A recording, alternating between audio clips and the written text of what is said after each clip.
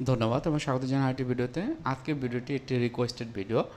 যিনি আমাকে রিকোয়েস্ট করেছে তিনি বলেছেন, মারা গেলে আমার কি হবে এই চিন্তায় আমার ঘুম হয় না, অস্থিরতা লাগে, কিভাবে এর থেকে বের হব। আমি এই প্রশ্নের উত্তর দেব কাউন্সেলিং সাইকোলজিস্ট আশুতোষ রাজু। আমি খুব সংক্ষেপেই এই ভিডিওটি তৈরি করব যাতে আপনারা অল্প সময়ের ভিতরে বুঝতে পারেন। মনে করেন মারা গেলে কি হবে, এই যে বিষয়টি, এটি কখন আসে আমাদের? আমাদের আসে তখনই যখন আমার মৃত্যু ভয় কাজ হয়, এবং মৃত্যু ভয় অনেক ক্ষেত্রে প্যানিক অ্যাটাক অনেকের ভিতরে কাজ করে। এবং এই যে মৃত্যু ভয়টার কারণ অনেক ক্ষেত্রে আমাদের কাছে যখন আসে, আমরা যখন প্রিডিসপোজিং ফ্যাক্টরগুলো আইডেন্টিফাই করার চেষ্টা করি, তখন দেখি যে তার ভিতরে ধর্মীয় কিছু জ্ঞান রয়েছে। তারা মনে করে এই যে জন্মের পর আবার জন্ম হবে।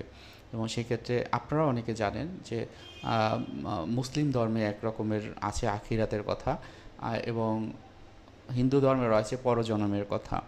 অন্য অন্য যে ধর্মেরগুলোতেও ঠিক একই রকমের আলাদা আলাদাভাবে কনভার্ট হিসেবে ব্যবহার করে।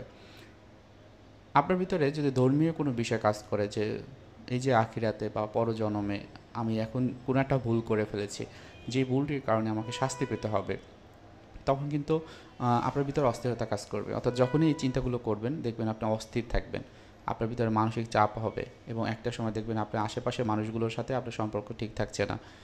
আপনি হয়তোবা আপনার কাজগুলো একটা সময় ভালো করতেন, সামাজিক মানুষের সাথে মিশতেন, সামাজিকতা বজায় রাখতেন, কিন্তু সেগুলো আপনি পারছেন না। দিনে দিনে আপনার ঘুম কমে যাচ্ছে, আপনার শারীরিকভাবে আপনি দুর্বল হয়ে যাচ্ছেন, অনেক কিছু মনে রাখতে পারছেন না, মেমোরি লস হচ্ছে, কনসেন্ট্রেশন প্রবলেম হচ্ছে, আশেপাশে মানুষের সাথে অল্পতেই রেগে যাচ্ছেন, আপনার বিরক্ত লাগছে, ক্ষোভ লাগছে। এই যে বিষয়গুলো কিন্তু আস্তে আস্তে বৃদ্ধি পাবে। তো সেক্ষেত্রে আপনার যেটি করণীয় সেটা হলো, মারা গেলে কি হবে সেটি আপনি আমি কেউই জানি না। তবে যে ধর্মেই থাকুক না কেন, কিছু বিষয় আছে যেগুলো ফলো করলে আমরা এই জন্মে ভালো থাকতে পারি। এবং সেটি হলো খুবই সিম্পল। আমাদের যদি চেষ্টা করি, যেমন হচ্ছে যে হয়তোবা অপরকে অপরকে একটু ভালোবাসা, অপরকে উপকার করা, সাথে সাথে নিজেকে উপকার করা। নিজেকে উপকার করা বলতে আমার ভালো থাকার জন্য যা কিছু করার সেগুলো করব। কিছু জিনিস আছে প্রতিদিন আমাদের করতে হয়, হয়তো বা আমি চাকরি করি অথবা বাসার কাজ করি বা যেই কাজগুলোই করি না কেন, আমার নিজের শরীরের পুষ্টির দরকার হয়। সেই পুষ্টিগুলো মান অটুট থাকে কিনা সেটা একটু খেয়াল করা। সাথে সাথে হয়তো আমার দরকার হয় কিছু হচ্ছে যে স্পিরিচুয়াল যে জ্ঞান, সেটি আমি পারি কিনা সেটি দেখব। তবে মনে রাখবেন, স্পিরিচুয়ালিটি বা রিলিজিয়াস যে বিষয়গুলো অবশ্যই যা যে কারো কাছ থেকে নেওয়া ঠিক হবে না। বরং আপনি যে ইসলাম বা যে ধর্মের, সেই ধর্ম পালন করে এমন একজন ধার্মিকের কাছ থেকে আপনি কিন্তু আপনার যে কোনো জানার থাকলে সেগুলো জানতে পারেন। মারা আমাদের সবাইকে যেতে হবে, কারণ হচ্ছে যে জন্মিলে মৃত্যু মরিতে হবে, এরকম কিন্তু কথা আছে।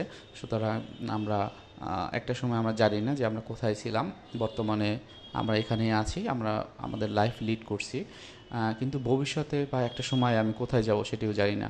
তবে মানুষের উপকার করলে, নিজের উপকার করলে, এটা আমি যেমন ভালো থাকি অন্যরা ভালো থাকতে পারে। তো এই জিনিসটা যদি আপনি বিশ্বাস করতে পারেন, প্রতিদিন নিজেকে ভালো রাখার জন্য আপনার কাজগুলো করতে পারেন। হয়তো আপনি স্টুডেন্ট যদি হয়ে থাকেন, আপনার পড়ালেখা করতে পারেন। আপনি যদি ব্যবসা করতে পারেন, তাহলে ব্যবসা করেন। তাহলে কোন ব্যবসাটা আপনার জন্য ভালো, কীভাবে আগাবেন, কোন জিনিসটা দরকার, কে আপনাকে সাহায্য করতে পারে, সেই জিনিসটা আপনি দেখতে পারেন। আপনি যদি চাকরি করতে পারেন, আপনার চাকরির কাজ কী সেটি আপনি যখন অফিসে থাকবেন সেই অফিসেই করবেন।